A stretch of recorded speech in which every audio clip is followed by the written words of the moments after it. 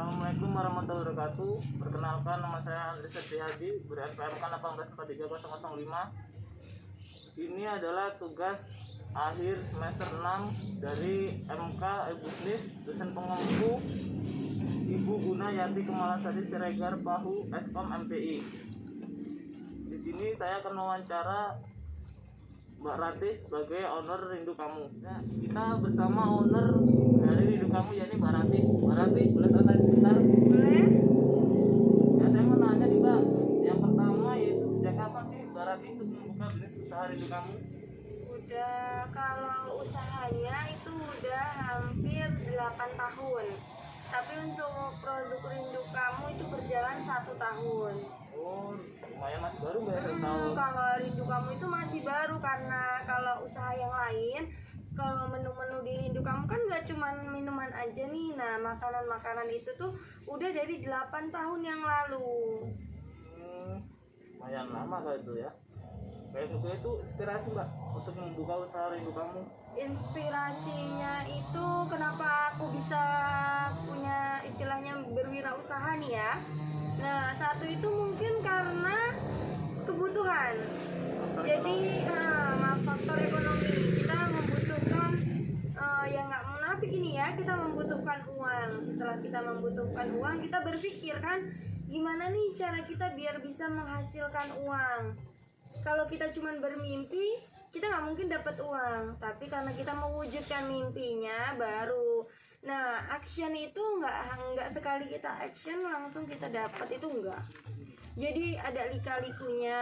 Setelah itu ya faktor utamanya itu ya dari ekonomi. Ini perjuangan Mbak ya. Habis itu tanya dari menu-menunya sih Mbak, dari Rindu Kamu nih. Menu Rindu Kamu nih ya, udah ada pamfletnya. Menu Rindu Kamu itu ada banyak variannya, tapi dia digabungin menjadi 2 varian. Dari yang pertama itu dari cocoa, yang kedua itu latte. Jadi itu kalau yang cocoa itu dia itu manis, lebih pekat karena dia itu tergantung apa ya, selera pokoknya masing-masing. nah yang latte itu dia sedikit gurih. Jadi banyak variannya. Lumayan Mbak ya, itu. Ada 9 varian rasa. Di situ biasanya berapa sih Mbak? Mbaknya jual per cupnya? Kalau kami jual per cupnya itu 1 cup itu kita ada dua harga. Jadi untuk cup yang sebesar ini, ini tuh aku pakai budget 10.000 aja. Kalau yang kecil itu 5.000 aja. Bedanya di cupnya Mbak ya? Bedanya di cup dan takarannya juga. Habis itu ini Mbak ya agak sensitif nih. Omsetnya nih Mbak, sama omsetnya per hari atau per bulan? Ya per hari dulu lah. Per hari itu omsetnya kurang lebih 800-900 sampai 1 juta. Per hari Mbak ya? Per hari. Kalau 1 bulan bisa 30 juta berarti. Ya, tapi kan nggak tiap hari kita mengeluarkan, kadang juga ada liburnya. Oh iya. Omset. Habis itu kenapa sih Mbak? Kok Mbaknya bisa bukanya di sini? Ini kan akses ke jalannya kan lumayan agak jauh ya? Ke jalan rayanya sedikit jauh nih ya, karena tuh gimana ya, kita berpikir kita buka usaha di luar itu yang beli orang dalam. Kenapa kita nggak buka di dalam, memudahkan akses orang luar, kita jualan di dalam, memudahkan akses orang dalam itu berbelanja. Karena kalau aku tempatin buat diri aku sendiri nih yang hidup di perkampungan, jauh banget sama kuliner, itu tuh menyusahkan banget. Nah, jadi membuka usaha itu kita harus melihat kita itu memudahkan atau kita hanya mau membuang uang aja. Itu usaha ini kira-kira udah banyak belum Mbak? Udah, alhamdulillahnya udah buka cabang. Karena aku buka mitra nih, bukan cuman buka usaha outlet aja, aku buka mitra itu ada yang di Semarang, ada yang di Jawa Tengah, dan ini rencana di Lampung Timur.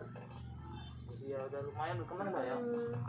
Mbak, untuk ininya step produknya, step by stepnya bisa dijelasin nggak sih Mbak? Buat Step by stepnya. Nah, contohnya ini ya. Ini tuh kalau di dalam menu ini tuh namanya violet latte. Jadi itu tuh kita harus bisa membuat minuman ini tuh terasa gurih, terasa manis, tapi nggak manis banget. Pas Nah, lah ya, pas. Jadi step by stepnya itu, satu menunya itu yang pertama rasa dulu. Perasanya kalau violet itu kita kasih perasa violet. Nah, setelah itu kita kasih es batu. Setelah itu kita kasih susu full cream, kemudian toppingnya, dan setelah itu di press. Nah, jadilah minuman latte itu tadi. ini sama aja mbak, cuma beda bahan mungkin nama yang Beda, semua beda bahan. caranya sama, mungkin cuman rasanya aja yang berbeda. Nih sama menanya lagi mbak, sekarang musim pandemi apalagi ini maraknya PPKM nih, Iya. ada ini enggak sih apa itu penurunan omset? Jelas ada ya, kalau untuk penurunan omset apalagi di PPKM yang kali ini tuh benar-benar diketatin banget kan. Nah, istilahnya pandeminya itu udah berjalan lama banget. Nah, itu tuh penurunannya lumayan banget. Signifikan mbak ya? Lumayan banget. Dulunya bisa istilahnya 1 juta 2 juta, sekarang mungkin setengahnya. Oh, rasa mbak ya sudah. Terasa banget. Habis itu ini mbak, ini mbak, ini lumayan kita udah tanya-tanya. Habis ini bisa sih kasih motivasi buat anak-anak lagi sekarang di kaum milenial sekarang biar bisa kayak mbak. Jadi motivasinya itu ya untuk kaum muda. Nah, kita harus berpikir, kita itu bekerja untuk apa? Untuk mencari uang atau untuk mengenyangkan perut? Satu, kita harus membuka usaha. Kalau kita istilahnya sekarang nih banyak orang di PHK, banyak orang pengangguran, kita itu harus gimana caranya kita membuka pikiran kita sekarang. Karena action itu lebih penting untuk sekarang. Karena kita dibatasi oleh pandemi, dimana kita tetap memerlukan makan, tapi kita harus tetap menjaga protokol, kita tetap harus menjaga keseimbangan imun tubuh kita. Jadi pokoknya buat kalian itu, satu, ekonomi kita yang jamin adalah diri kita. Oh, tuh. Dengerin para kaum muda seperti itulah. Assalamualaikum warahmatullahi wabarakatuh. Perkenalkan, nama saya Andreas Sabdiri, ber-NPM 1843005. Di sini saya akan mempresentasikan hasil blog WordPress saya untuk memenuhi ujian akhir semester untuk MK e-Bisnis. Yang pertama kita lakukan di sini adalah yang pertama pastikan exam kita sudah hidup di Apache dan MySQL-nya. Setelah itu kita masuk ke Google dan kita tulis localhost. Setelah kita tulis localhost, kita tulis localhost WordPress seperti ini. Dan untuk membukanya, karena saya sudah melakukan setting terhadap web tersebut untuk masalah penjualan, di sini kita akan langsung melihat ke situs. Ya, kita akan membahas WordPress untuk penjualan dari produk rindu kamu. Seperti yang dijelaskan di video awal tentang deskripsi produk ini, dan kita sudah mengobrol dengan ownernya sendiri, yaitu Mbak Rati Standingsi. Di sini kita akan melihat tampilan website untuk penjualan branding rindu kamu. Ini adalah tampilan dari home.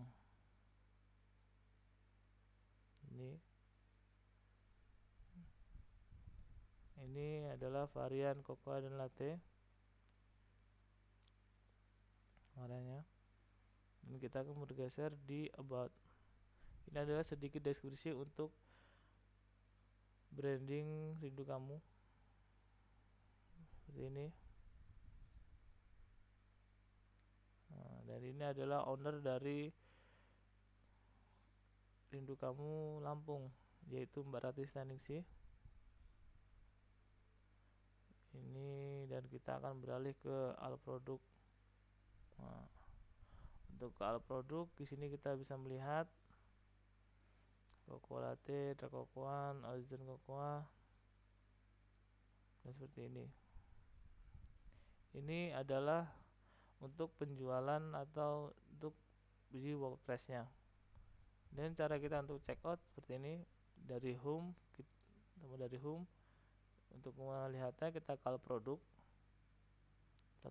Kita pilih. Setelah seperti ini, kita bisa memesan lebih dari satu, bisa 2, 3 atau 4. Setelah itu kita add craft untuk bisa masuk ke keranjang. Ini bertanda kita sudah memilih 4 cocoa latte dengan total subtotal harga 72.000. Di sini saya lupa mengganti dolarnya dengan rupiah, Bu. Ya, seperti ini. Jika sudah, kita bisa view chat atau check out. Coba kita view chat dulu. Nah, seperti ini. Jika kita punya kupon, kita bisa memasukkannya untuk di bagian check out. Jika tidak punya, ya kita langsung check out aja. Nah, setelah check out, di sini kita memilih nama, milih surname. Ini ada produknya, untuk check outnya seperti ini. Nah, kita isi semuanya. Setelah kita isi semua, kita klik place order. Dan ini adalah sedikit penjelasan tentang website untuk penjualan e-commerce, dan sepertinya masih banyak kekurangan, Bu, untuk website untuk UAS kali ini. Dan jika mungkin kurang menarik atau bagaimana, ya seperti itulah, Bu, ini ya. Ya, saya akhiri, kurang lebih saya mohon maaf. Saya akhiri. Wassalamualaikum warahmatullahi wabarakatuh.